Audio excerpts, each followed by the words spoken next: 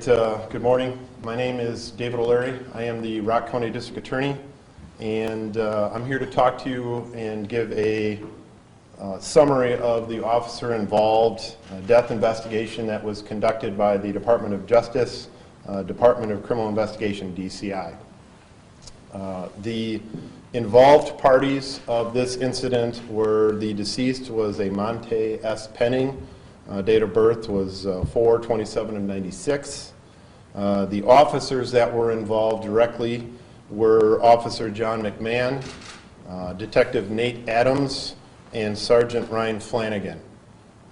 The facts of the investigation were provided to me a little over a week ago, and I've been working with DCI and reviewing that information, and the summary I'm going to give you is basically the information that I have.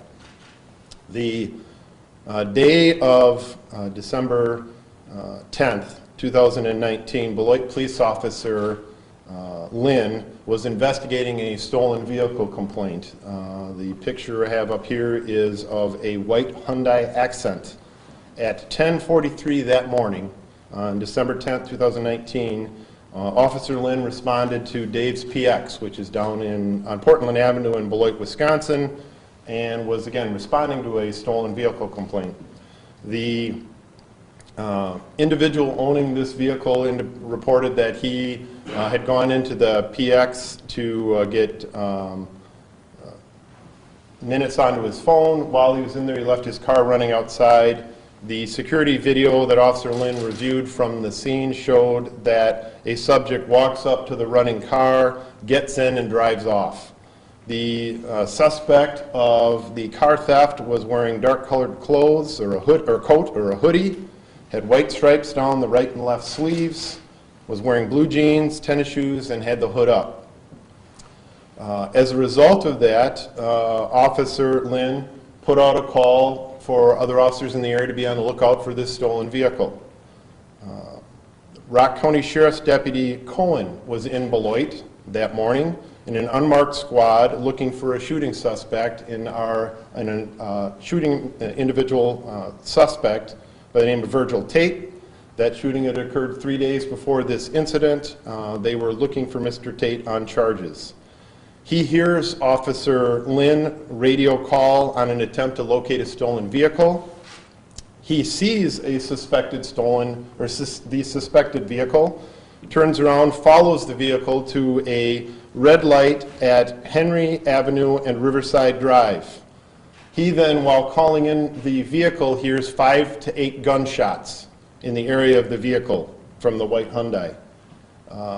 There were numerous civilian witnesses that confirmed they heard gunshots at the intersection, and they see the white Hyundai flee the scene. The white Hyundai goes around the vehicle in front of it and through the red light. Deputy Cohen contacts dispatch at 11:42:29 a.m. On December 10th and reports shots fired. Vehicle is eastbound on Henry. The Department of Criminal Investigation, and I'm sorry if I have to go back and forth, I'm trying to give you some of the information that we've provided. The Department of Criminal Investigation arrives on scene, and they do an investigation of the initial reports of the shots fired, which of course you can never find.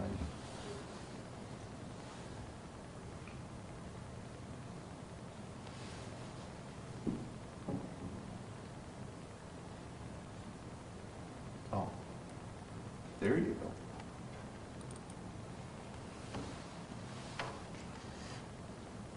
This is an overview of the scene where Officer Cohen came up and was a couple of vehicles behind the white Hyundai. So the white Hyundai, as reported, there was a vehicle stopped at the stop sign.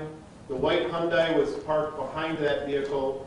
There were at least 3 vehicles blocking this lane here. Deputy Cohen was behind the white vehicle here when he hears the gunshots in this vicinity, and then sees the white vehicle pull out around the vehicle in front of it, going up Henry at a high rate of speed. The Department of DCI, I'm doing acronym now because again, DCI, comes down, takes over the investigation of this entire incident. So DCI also responds to the scene and they collect evidence at the scene. Namely, they recover at this scene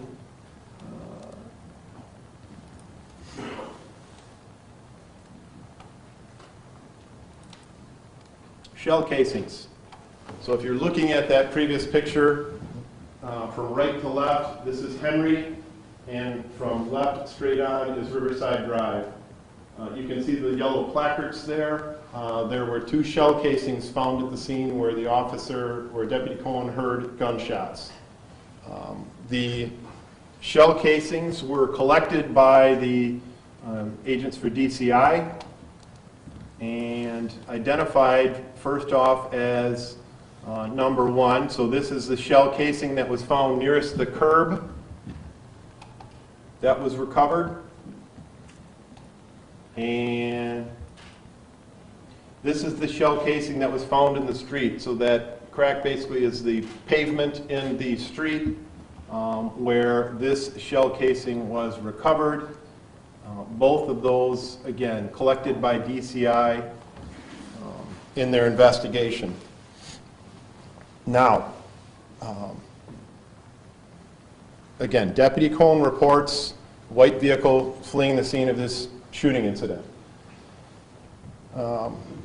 That was at 11 hours, 42 minutes, 29 seconds. At 11 hours, 42 minutes, 50 seconds, the squad video starts pursuit for Town of Beloit police officer Duncan. He hears Deputy Cohen call out vehicle fleeing the scene of a shooting. He sees the vehicle heading up Henry. He gets behind the vehicle and starts pursuit of the vehicle from this scene. He pursues with lights and siren. He observes the vehicle nearly collide with a citizen vehicle, which was in the area. He sees the vehicle disregard numerous stop signs as it accelerates at high speed away from Officer Duncan. He observes the vehicle traveling south on Harrison Avenue until it turns right or west onto Summit, and then it parks slightly up on the curb. Officer Duncan calls out that he sees a suspect leaving the scene of that vehicle, and he gives a description to dispatch at 11:46:49 seconds of a light-skinned black male, 5'11", dark-colored hoodie or Adidas jacket and jeans, running northbound on Harrison, and then the individual cut eastbound through the yards, the residential area. The suspect, according to Officer Duncan, looked over his shoulder at Officer Duncan and then ran from the scene. A citizen witness at the scene also observes the white Hyundai, quote, flying, end quote, southbound on Harrison Avenue and almost not make the corner on Summit. The citizen witness observes a Beloit police officer, basically, again, Officer Duncan, pursuing the vehicle with lights and sirens on.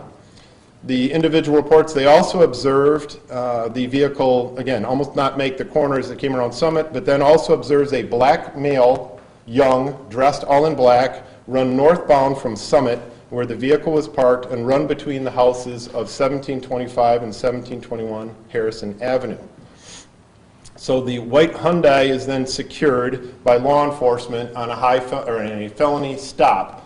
It was difficult for the officers to see into the vehicle because the windows were tinted, so they had to approach with caution based upon the shots fired incident, and they then subsequently, in a few minutes, clear the vehicle, find no one else inside the vehicle. The vehicle location, just so you guys are clear of where the vehicle was located. So this is an overview. DCI is able to do a drone overview of the scene. So here's the white vehicle. This is Summit. This is Harrison Avenue that the vehicle came down. Vehicle comes down Harrison Avenue, almost doesn't make the corner, winds up parked up here slightly on the curb. The individual that is described, the black male, is seen running in this direction back up Harrison Avenue and then cuts across the street and in between the houses. I'll give you a better view here.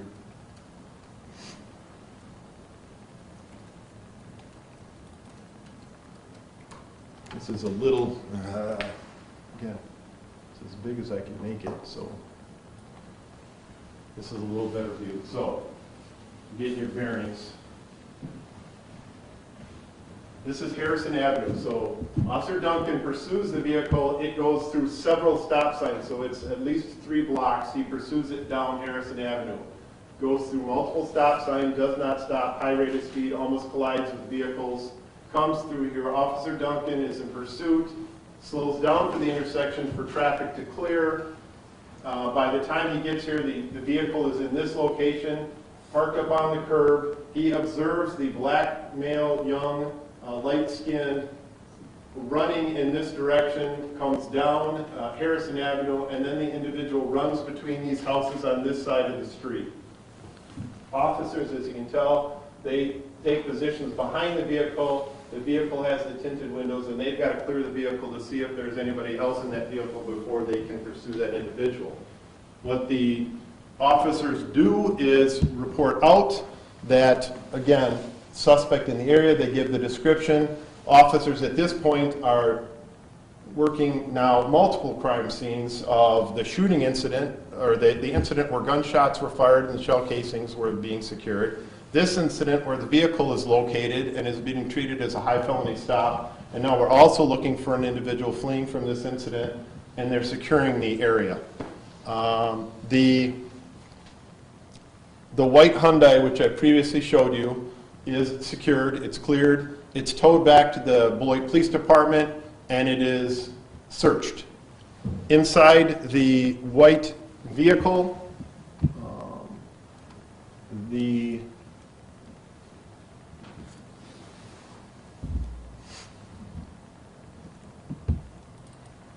initially, when the officers look in the vehicle, I should say at the scene, they observe, this is the driver's seat of the vehicle. And on the driver's seat of the vehicle, they observe a spent shell casing, a fired shell casing. Again, vehicle is towed back to the police department and searched. Inside that vehicle, police locate and collect as evidence. This is the first shell casing. So they find a shell casing located on the driver's seat of the vehicle in that position, and that is collected as evidence. The officers also find in that vehicle a second shell casing located in this area right below the driver's seat. First shell casing is on the driver's seat. Second shell casing is down lower left of the driver's seat on the floor. That shell casing is also collected and sent to the crime lab as evidence. So again, spent shell casing located underneath the driver's side seat. They find a third shell casing in the vehicle. This is underneath the passenger seat, and I'm sorry, it's, again, I'm giving you the best that I got. It's hard to see, but based on the reports and what I got, this is where the shell casing is located underneath the passenger side seat of the vehicle. That's identified as the third shell casing recovered from that vehicle. And again, DCI collects that as evidence. That's the shell casing that is collected and sent to the crime lab for analysis along with all the other evidence of this case.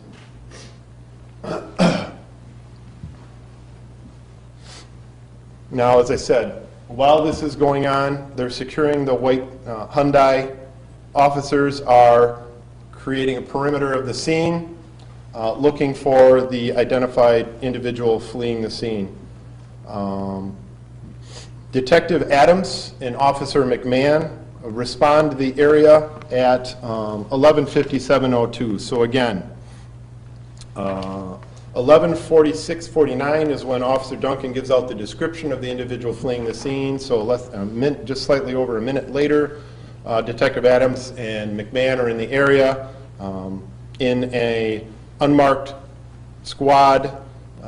Detective Adams is in plain clothes wearing a black ballistic vest with white police letters written on it. Officer McMahon was at training that day and was responding with Detective Adams to the Beloit Police Department. He was in plain clothes but was wearing a red ballistic vest with the words "Firearms Instructor" in bold print in white letters on the vest. I don't know if I mentioned. Detective Adams was wearing a body camera. Officer McMahon, because he was in plain clothes and wearing the firearms instructor thing, was not wearing a body camera. Sergeant Flanagan was in full Beloit Police Department uniform, wearing a black ballistic vest. Again, police bright white letters on that vest. He also had a body camera. His was activated. Detective Adams and Officer McMahon observed Penning, Mr. Penning, walking on Harrison Avenue. Detective Adams reports that he activated his squad emergency lights and approached him because he matched the description of the individual they were looking for. Detective Adams reports that Penning looked at him and then ran. Detective Adams then calls out pursuit, that he is in pursuit of an individual fleeing on Harrison Avenue. Detective Adams pursues on foot. He, in his haste to pursue the subject, does not turn on his body camera. Officer McMahon was behind Detective Adams, jumps into a squad car that was in the area for a perimeter, backs the squad car up on Harrison Avenue, also in pursuit of Mr. Penning. Detective Adams yelled, "Stop police," multiple times. Detective Adams observed a gun in Mr. Penning's hand. Detective Adams yelled, "Drop the gun," multiple times. Mr. Penning ran between the houses of 1840 and 1846 Harrison Avenue. So I will give you an overview of the scene so you have an understanding of what we are talking about. This vehicle location. There we go. So this is Harrison Avenue. These are the houses that we are talking about here. This is the incident location in the backyards of these residents. I'm going to give you a little better perspective, maybe of a different angle. I think it might be easier to see for you on the TV here.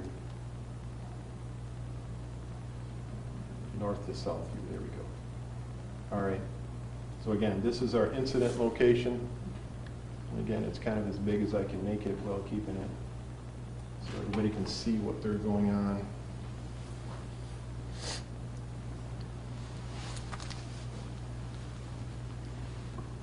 Again, Mr. Penning ran between the houses at 1840 and 1846 Harrison Avenue, which is here. This is Sergeant Flanagan's car as he was pursuing. He runs with here Detective Adams following him. Mr. Penning runs into these backyards. Along here where you see the crime scene tape is approximately a 6-foot fence. Mr. Penning runs through the backyard, approaches this area, is in this vicinity when officers confront him. He then ultimately winds up here where there are medical supplies, and that's where the shooting incident, or that's where he winds up. But I will, again, go over that here in a minute.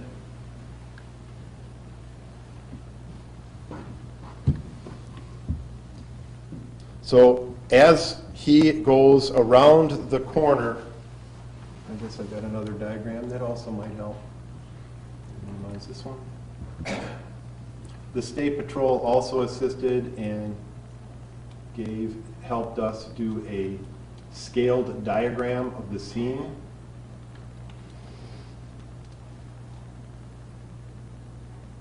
So again, this is the scaled to 100-foot scale. These are the residences, and that's the location, so I'll just be referring here. So Detective Adams, as he comes around the southwest corner of, I'll just take my notes up there if that's all right. Back in a minute.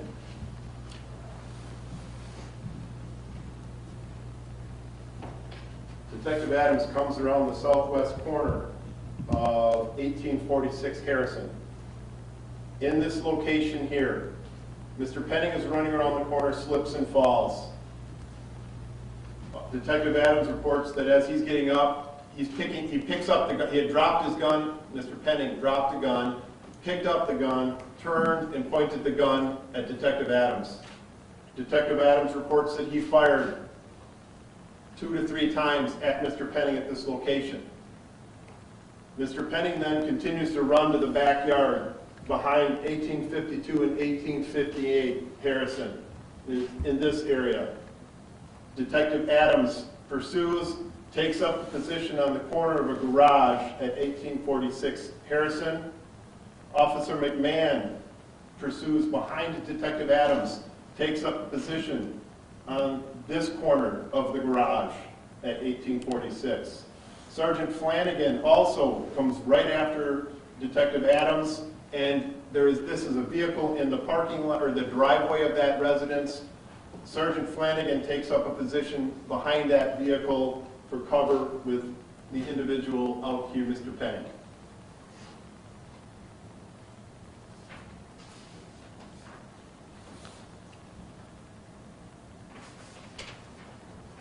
The witnesses report as well as the officers report. We have citizen witnesses as well as officers reporting that multiple commands were given by police officers identifying themselves and telling Mr. Penning to drop the gun. Citizen witnesses confirm they hear the officers yelling police and drop the gun before shots are fired. Officers report that Mr. Penning pointed a gun at both Detective Adams and Sergeant Flanagan. Detective Adams here, Officer McMahon here, and Sergeant Flanagan here all fired at Penning as he was in this area. That occurred at 11:58. So again, this all happens in moments. He's pursued around the corner. He points at Detective Adams here. Detective Adams fires several times. He continues to leave or to run in this direction. Officers take up positions here. He points his weapon at officers here. Officers respond. According to the information that we have collected from the Department of DCI, advise that regarding the shots fired by law enforcement. Law enforcement, DCI recovered 22 fired rounds at the scene, identified as coming from the police officers.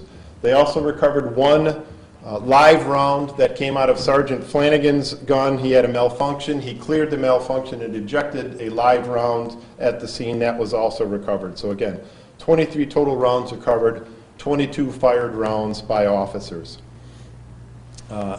Dr. Eli Goodman of the Dane County Medical Examiner's Office conducted the autopsy on Mr. Penning. Dr. Goodman concluded that Mr. Penning was hit twice in the chest, once in his left arm, and Dr. Goodman reported to me that the wounds to Mr. Penning's left arm were consistent with the fact that Mr. Penning had his arm extended towards police officers. The wound entered the back left wrist area, exited the front left wrist area, entered his bicep area, and was lodged in the back of his arm, which the doctor says it's consistent with that arm being extended and the trajectory being from the front of Mr. Penning to his back. The other injury, again, he had an injury to his finger, but the evidence or the investigation showed that when Mr. Penning fell to the ground, he still had the gun in his right hand. Sergeant Flanagan retrieved a ballistic shield from his vehicle. An officer approached Mr. Penning behind the shield. They secured the gun that was in Penning's right hand and then immediately rendered medical assistance to Mr. Penning at 12:01:07. So again, you're talking 3 minutes from kind of start to finish, from shooting to when officers have him secured and are rendering medical assistance. EMS was conveyed, or EMS came to the scene within moments. They conveyed Mr. Penning to Beloit Memorial Hospital, and he was pronounced deceased at 12:25. The cause of death, again, according to the autopsy and Dr. Goodman, was a gunshot wound to the torso and left upper extremity. At this point, what I will do with you is, there were, again, I'm giving you some of the information, not all, that we had in the investigation.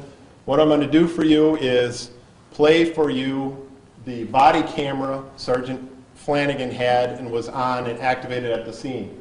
The video starts from him it's approximately 16 minutes long. It starts with Sergeant Flanagan responding from the police department when they are in pursuit of the white vehicle. He will show up on scene. He will participate in the securing of the white vehicle. He will then take his squad around the corner from Summit and is parked on Harrison facing the crime scene when you will hear Detective Adams call out. He's pursuing the male. Sergeant Flanagan immediately responds, and then you will see the officers running between the yards, coming around the scene. You will hear and listen to the gunshots and hear the incident. I will stop it shortly after they go up and secure the weapon at the scene. All right?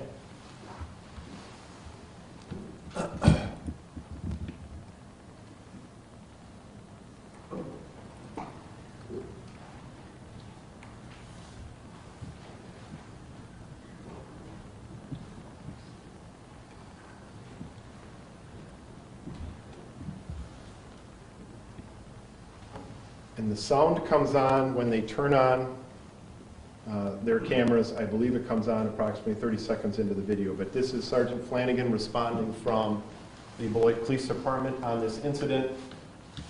And at some point here, God willing, we'll have sound.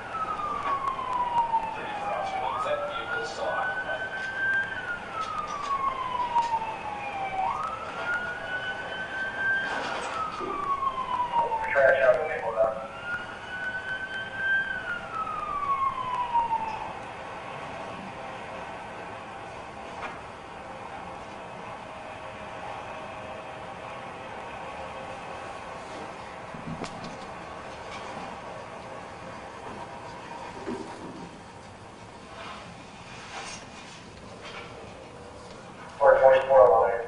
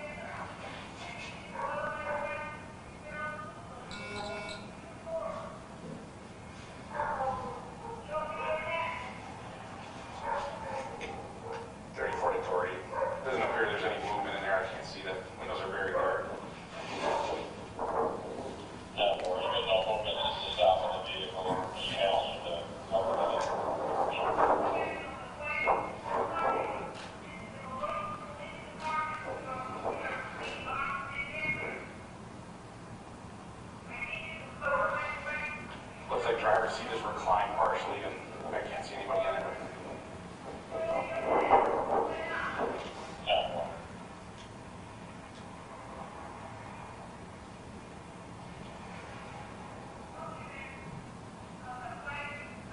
If she wants to, you can challenge it. If you guys want to do a passenger side approach, I can make sure from here.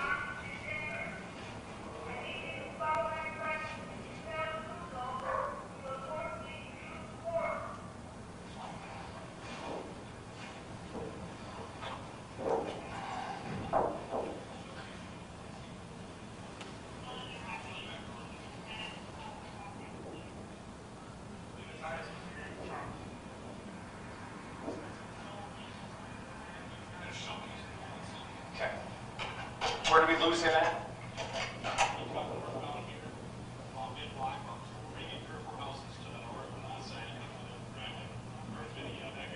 Timo, you want us to try and get you a perimeter quick? Okay. All right. You got Duncan. Are you on this? Okay. Okay. Bob and Duncan stay on this. Carrie, do you want to start? Which direction did he go, Duncan?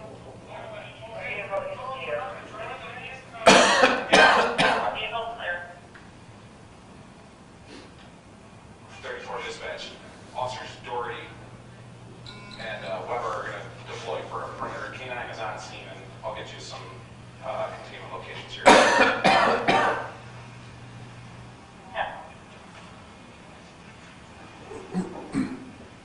Debo, are you going to set off the car?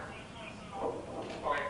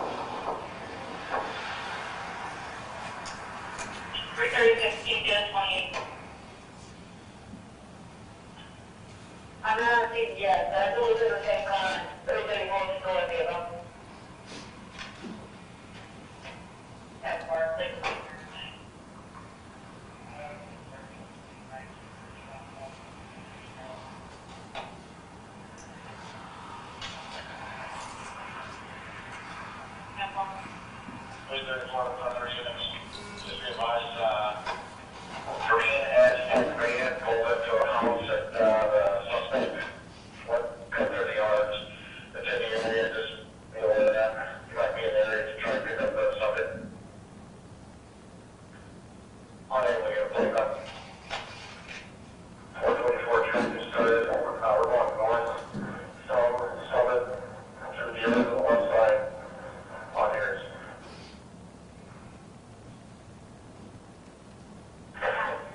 Do you know that, how many branches, yeah, how many up? You gonna run with it, Doug? Okay.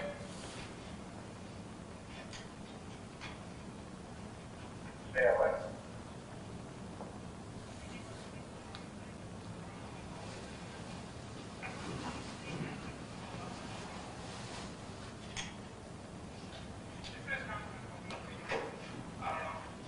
Going between the fourth and fifth house, northbound on Harrison on the east side.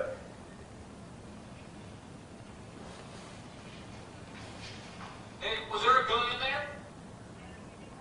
No, is there a gun in the car? Or just a shell casing? That's what I was at. Well, I'll take a look and see if it's in there still. How many dollars you want to trade?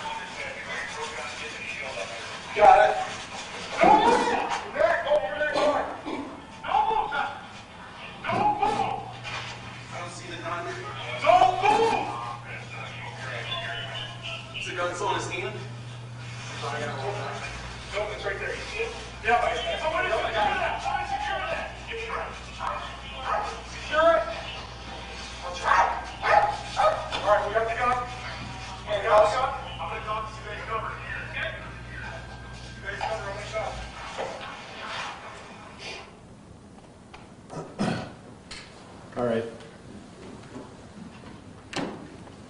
Couple things.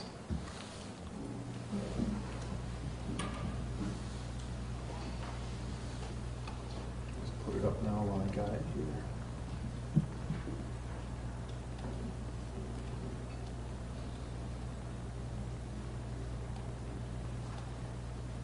All right, where is it?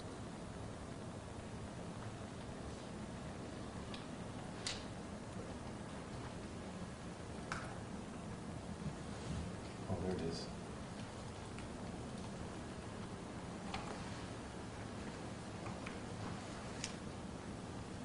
A couple things on the video that you watched. Again, as I explained, it happens in moments. The officers responding, again, Detective Adams did not have his body camera on. Officer McMahon did not have a body camera on. Sergeant Flanagan is the one whose body camera that you were watching as he came on the scene behind Detective Adams. Pursuant to, again, state law, Wisconsin Statute 17547, it requires that in the event of a death of an individual as a result of the action or inaction by law enforcement, the ensuing investigation must be conducted by an investigative team from an independent agency. In this case, the Department of Criminal Investigation, DCI, from the Department of Justice, conducted the investigation in this matter. Again, the lead investigator was Special Agent Lourdes Fernandez, and Special Agent James Holmes was assigned as the secondary investigator. DCI reviewed the reports, the body camera, squad videos. They interviewed law enforcement officers. They interviewed civilian witnesses, reviewed the medical examiner's findings, and collected and had the crime lab examine evidence from the multiple scenes that we've been talking about. The DCI collected 2 9mm fired cartridge casings from the intersection of Riverside and Henry. So I showed you those 2 shell casings. Those were both collected. Those were 9mm casings. They also collected 3 9mm casings from the white Hyundai. Those are the 3 I showed you collected. Those are also determined to be 9mm casings. They also then collected, you saw a deputy approach Mr. Penning while he was down. This is the weapon he took from Mr. Penning's right hand, moved it off towards that bush so it was secure and away from the individual so they could provide medical assistance. Immediately after I shut off the videos when they secured Mr. Penning in handcuffs, and then they started providing medical assistance, and I didn't think appropriate to show that here. The DCI investigation showed that this gun was stolen out of an incident in Milton, Wisconsin in 2018. Importantly, in their investigation, DCI concluded that the trigger mechanism on this 9mm was depressed, showing that the trigger was in the rearmost part of the trigger guard, and that the action of the gun, or the top portion slide of the gun, was closed, and no ammunition was found in the gun. The crime lab had this gun, as well as the ballistic evidence recovered, examined. The analysis of the gun run through the National Integrated Ballistic Information Network, or NIBIN, database shows that there are investigative leads that were established for 8 other shooting incidents in the city of Beloit related to that gun. The ballistic testing on the fired cartridge casings showed that the 2 fired casings from the intersection of Riverside and Henry, as well as the 3 fired casings located inside the white Hyundai, were all fired from this gun. There was DNA analysis done on the gun. They swabbed the gun for potential DNA traces. There was a red stain located on the handle of the gun, as well as the swabs that were done on the grips of the gun. All of those came back with the conclusion that the DNA belonged to Montay Penning. Now, it is my responsibility to review all of the facts of the investigation, and the conclusions that I have as a result of the investigation, let me just show you kind of one of the things, trying to keep it all clear, was trying to, I don't know how well this is going to show up if you guys can see this whole area, but I had to keep going back to basically a Google map so that I could identify the incident and the area location of what all happened here. And at least was helpful to me. But the initial response by Deputy Cohen locates the white Hyundai here at the intersection of Riverside and Henry. That's where the shots fired were initially heard here. Shell casings recovered from the scene. Vehicle flees up Henry and then starts cutting north. Eventually, we have, again, Officer Duncan pursuing the vehicle southbound on Harrison, which, for the life of me, I can't find. My freaking map, because I got it too big.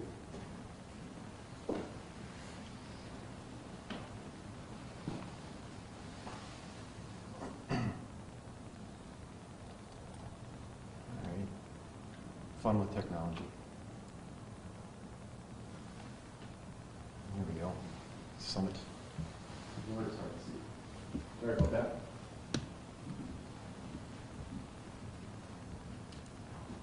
Here's Harrison. So what we have is the white Hyundai is fleeing down Harrison, goes through these stop signs at a high rate of speed, almost colliding with vehicles at these intersections. Officer Duncan is pursuing the vehicle down Harrison. Vehicle is dumped basically here on Summit. Individual seen fleeing, running northbound on Harrison through the backyards here. Detective Adams sees Mr. Penning in this vicinity. He then runs to the backyard, and this is where incident location is. So basically, start from here, chase here, car dumped here, our shooting incident all occurred right here.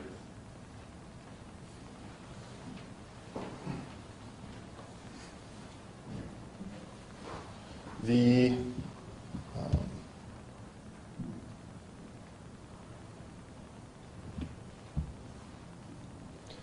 citizen witnesses confirmed the reports from officers that law enforcement identified themselves and gave commands to drop the weapon to Mr. Penning prior to the shots being fired.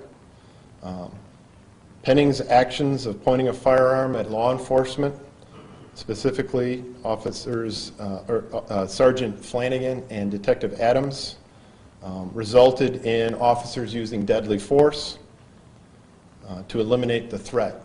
The video that you watched, although it's initially hard to see, you can observe that at the start of the incident, and with the assistance of DCI, they slowed it down. We took stills, we examined it. Mr. Penning is near the fence area when that blur of an incident occurred, and he is proceeding towards Harrison, where he eventually is observed when they approached him. As I said, the autopsy is consistent with his arm being extended towards the officers when he was shot.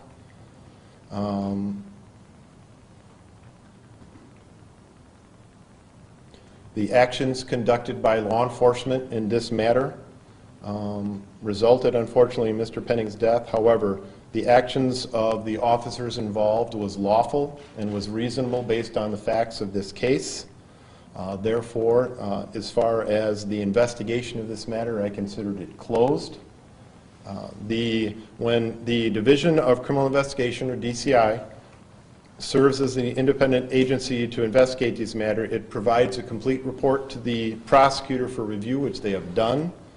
If the prosecutor determines that there is no basis for prosecution of the law enforcement officers, which I have done, access to those reports, as required by state statute, will be posted on the DOJ website. I've been advised by DOJ that they will be posting this information for public access later this afternoon, after 3 o'clock, correct? 3 o'clock. So after 3 o'clock, this information will be available to you. We're also providing it to Mr. Penning's family, so they have access to that. Anyone, again, wishing to obtain copies, you can contact the Department of Justice. Anyone who has additional information about the incidents that I have described in this briefing, the shots fired, the pursuit, any of the other incidents that I've talked about here, should feel free to contact the Beloit Police Department at 364-6800, or you can contact the Greater Beloit Area Crime Stoppers at 362-7463. At this point, I will take questions.